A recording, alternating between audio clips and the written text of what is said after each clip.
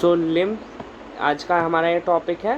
So there is another type of fluid also involve in transportation. So एक kind of fluid होता है ये भी इन्वॉल्व होता है हमारे ट्रांसपोर्टेशन में. दिस इज कॉल्ड लिम्फ और टिश्यू फ्लूइड इसे हम कहते हैं.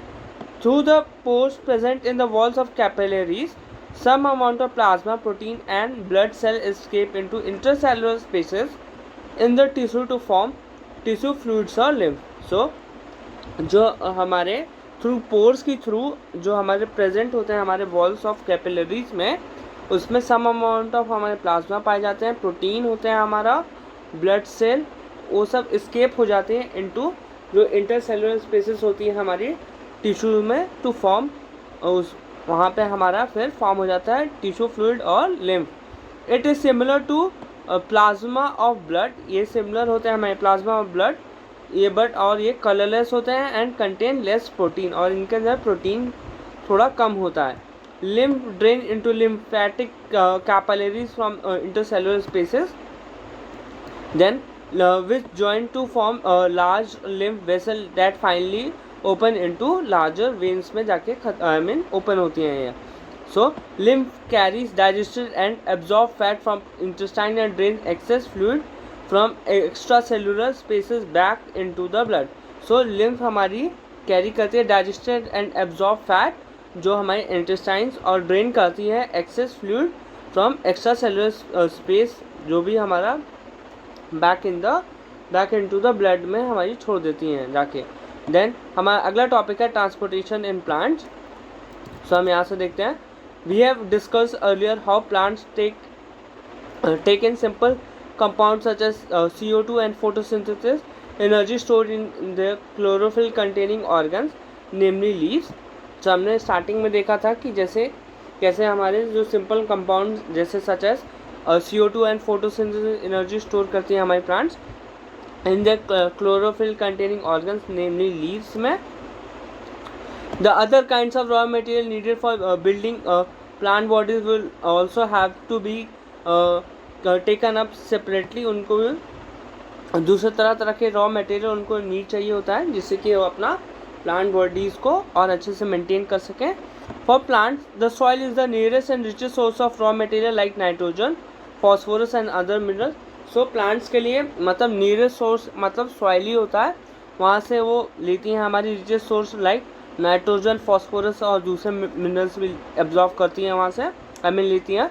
The absorption of this substance therefore occurs through the part in contact with soil namely roots. So roots के थ्रू ये मतलब लेती हैं हमारी इन सब मिनरल्स को. If the distance between soil containing organs and chlorophyll containing organs are small, energy and raw material can easily diffuse to all parts of the body. So अगर हमारा distance between soil containing organs and chlorophyll containing मतलब छोटे होंगे हमारे, then energy and raw material can easily diffuse to all parts of the body, जिससे कि हमारा raw material energy easily diffuse आसानी से पहुँचाया जा सकता है to all parts of the plant body. But if the distance became large because of the change in plant body's design, diffusion process will not be sufficient to provide raw materials in leaves and roots energy in the roots. So अगर distance ज़्यादा बड़ा होगा तो changes in the body design, अगर body design change हो जाएगा हमारे plant का, then diffusion process मतलब sufficient नहीं हो पाएगा कि सारे body parts plants के वहाँ तक हमें एनर्जी पहुंचाया जा सके. A proper system transportation is therefore essential in such situation. इस चलते काफ़ी इंपॉर्टेंट हो जाता है ट्रांसपोर्टेशन इन प्लांट्स में भी. So energy need differ between different body design. So energy needs मतलब डिफरेंट बॉडीज़ को डिफरेंट काइंड की एनर्जी चाहिए होती है, उनके सब बॉडी डिज़ाइन पे डिपेंड करता है. Plant do not move and plant bodies have a large portion of dead cells in many tissues. So हम देखते हैं कि हमारे जो प्लांट होते हैं मूव नहीं कर पाते हैं और उनके जो प्लांट बॉडीज़ की लार्ज पोर्शन होता है उनका जो डेड सेल से बना होता है, डेड सेल और डेड टिश्यू से. As a result plant have a low energy need. So plant का मतलब नीड काफ़ी एनर्जी लो नीड काफ़ी कम होती है. And can use relatively slow transport system and उनको मतलब उतना ट्रांसपोर्ट नहीं करना पड़ता है अपने मतलब उतनी ज़्यादा नीड नहीं पड़ती क्योंकि उनको मतलब मूव नहीं करना होता ना चलते, तो कम एनर्जी में भी वो सस्टेन कर लेते हैं. The distance over which transport system have to operate however can be large in plant such as very tall trees. So हम ये आगे देखेंगे. Plant transport system will move energy stores from leaves and raw material from the root. So जो plant के हमारे transport system होते हैं will move energy store from जो हमारे लीव्स में स्टोर है and raw material from the root से हमारे लेते हैं. These two pathways are constructed as independently organise conducting tube. So यहाँ पे हमारे 2 पाथवेज कंस्ट्रक्ट किए जाते हैं independently organise for conducting tubes. One is the xylem move water and mineral obtain from the soil. So एक xylem होता है जो हमारे वाटर एंड मिनरल्स को ऑब्टेन करता है from the soil. The other is phloem, transport a product of photosynthesis from the leaves, whether they are synthesized to other parts of the plant. So दूसरा हमारा phloem होता है जो हमारा product of photosynthesis को पहुँचाता है from leaves where they synthesize to other parts of the plant. So we have studied the structure of the tissue in detail in class 9 में हमने पढ़ा था tissue का structure. Then our next topic is transport of water. In xylem tissue, vessel and tracheids of the roots, stems and leaves are interconnected to form a continuous system of water conducting channels reaching all parts of the plant. So xylem tissue, vessel and tracheids, roots, stem and leaves में ऐसा interconnected continuous system बनाते हैं जिससे कि हर जगह हमारा water पहुंच सके to all parts of the plant. At root cell in contact with the soil actively take up ion. So जो हमारे रूट्स में हमारे सेल्स होते हैं वो कांटेक्ट में होता है, इस चलते वो एक्टिवली आयंस लेते रहते हैं. Now this create a difference in the concentration of this ion between the root and the soil. So इससे काफ़ी ज़्यादा डिफरेंस हो जाता है in concentration of this ions between the roots and soil. So water therefore सब आगे देखते हैं moves into the root. So root की तरफ मूव करने लगा from the soil to eliminate the difference. So eliminate कर सकेंगे difference. So this means that there is a steady movement of water into root xylem creating a column of water that steadily move upward, जिससे कि वो पानी ऊपर जा सके. However, this pressure by itself is unlikely to enough to move water above the over the height that we commonly see in plants. Plant use another strategy to move water in the xylem upward to the highest point of the body. So हमारे जो plants होते हैं दूसरा तरीका use करते हैं जिससे कि वो अपना पानी ऊपर तक मतलब पहुंचा सकें to all parts of the plant body. So हम यहाँ से देखते हैं provided that plant has an adequate supply of water, the water which is lost through the stomata is replaced by the water from xylem vessel in the leaf. So जो हमारे plants के पास एक एडुएट मतलब भारी मात्रा मतलब इतना रहता है सप्लाई ऑफ वाटर कि वो आराम से अपना काम चला लेते हैं. अगर उनका वाटर लॉस भी होता है थ्रू स्टोमाटा सो रिप्लेस कर लेते हैं अपने वाटर को थ्रू जाइलम वेसल जो उनके लीव्स में स्टोर्ड रहता है. In fact evaporation of water molecules from the cells of the leaves create a suction which pulls of water from xylem cells of root.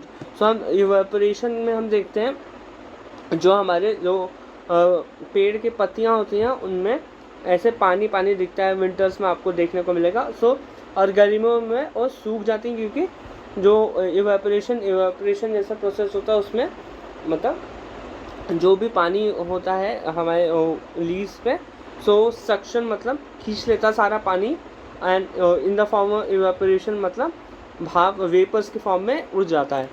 और यही बताया कि suction which pulls water from the xylem cell से वह मतलब सक कर लेता है और वेपर्स के फॉर्म में उड़ जाता है.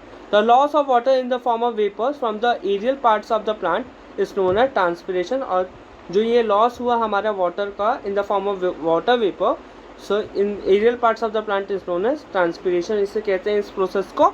दस transpiration helps in the absorption and upward movement of water and mineral dissolve in it from the roots to leaf. So transpiration help करता है हमारे absorption and upward movement of water and minerals जो भी dissolve है हमारे root two leaves. Then हम आगे देखते हैं, it also helps in temperature regulation में भी काफ़ी हेल्प करता है प्लांट की।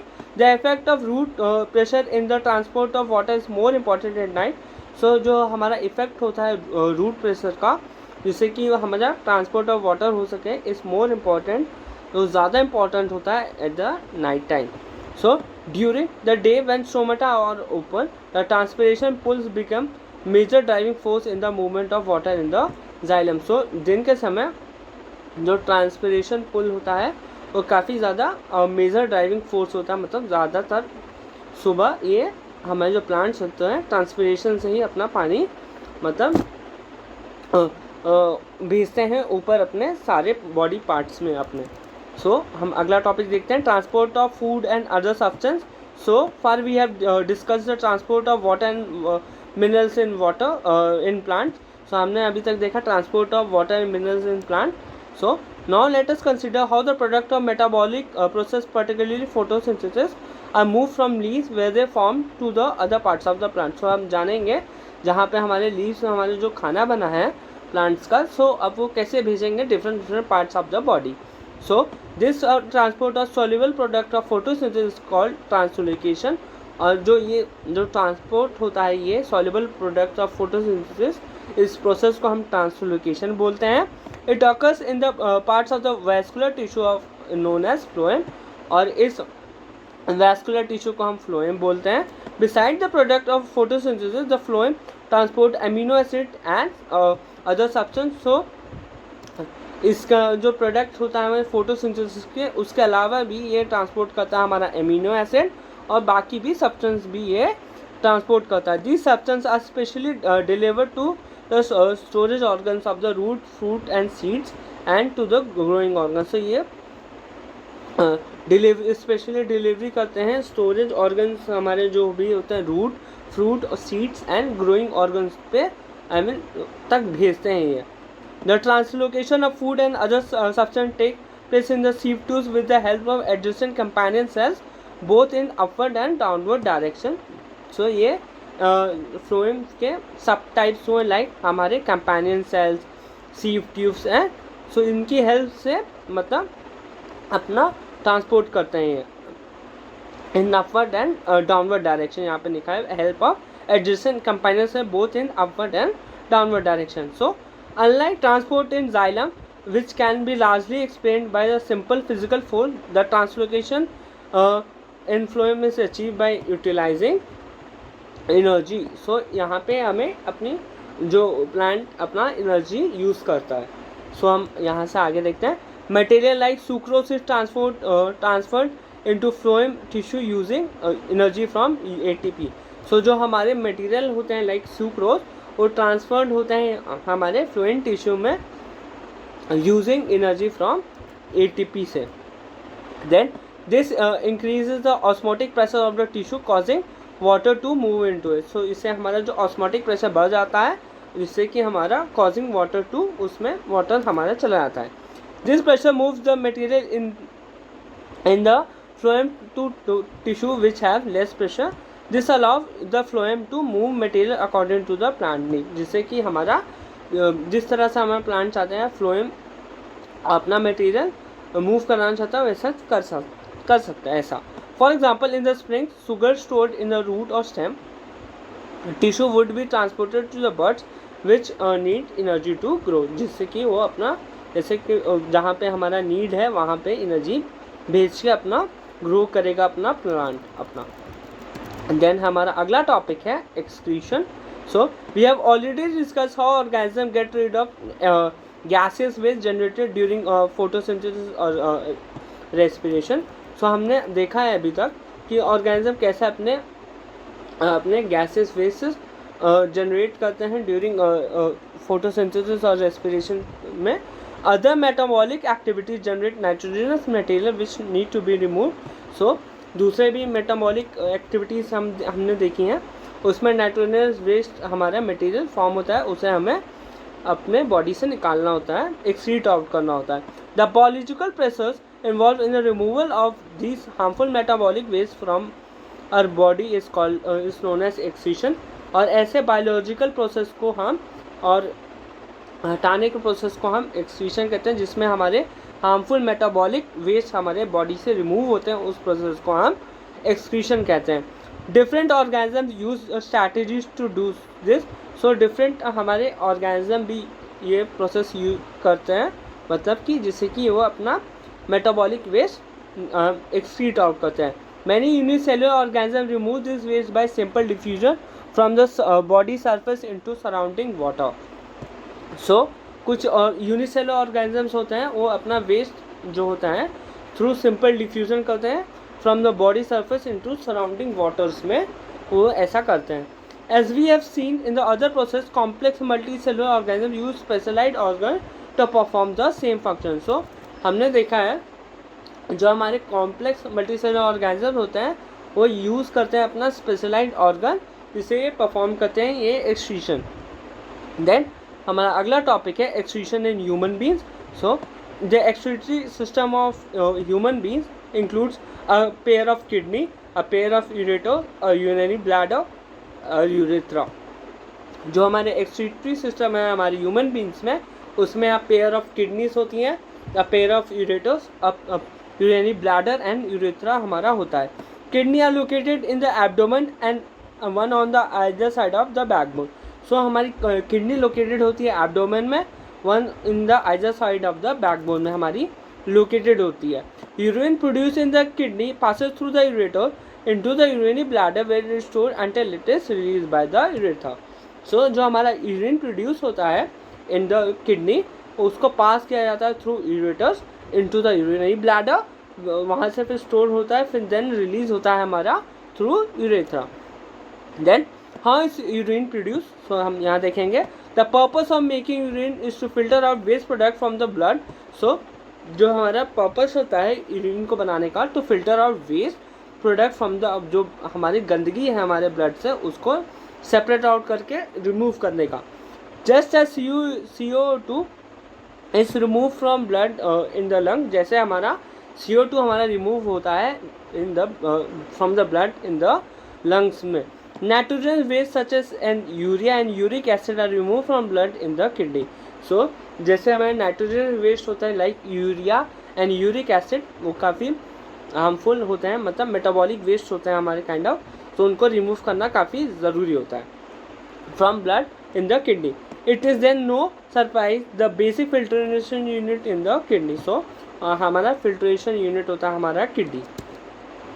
देन हम यहाँ से देखते हैं like in the lungs is the cluster of very thin walled blood capillaries हमारी पाई जाती हैं हमारी लंग्स में, और उनकी काफ़ी very thin walled blood capillaries होती हैं. So each capillary cluster in the kidney is associated with the cup shaped end of a coil tube is called Bowman's capsule. So Bowman capsule एक cup shape end of coil tube होता है, उसे हम Bowman capsule कहते हैं. That collects the filtrate, वो collect करता है हमारा जो भी फिल्ट्रेट होता है blood. Each kidney has a large number of these filtrate units called nephrons. So हमारा हर किडनी आई मीन जो हमारी किडनी में मतलब 2 किडनी होते हैं, उसमें हमें large number of filtration unit होते हैं, उसे हम नेफ्रॉन कहते हैं. पैक्ड क्लोज टुगेदर, काफ़ी क्लोज होती हैं वो हमारी.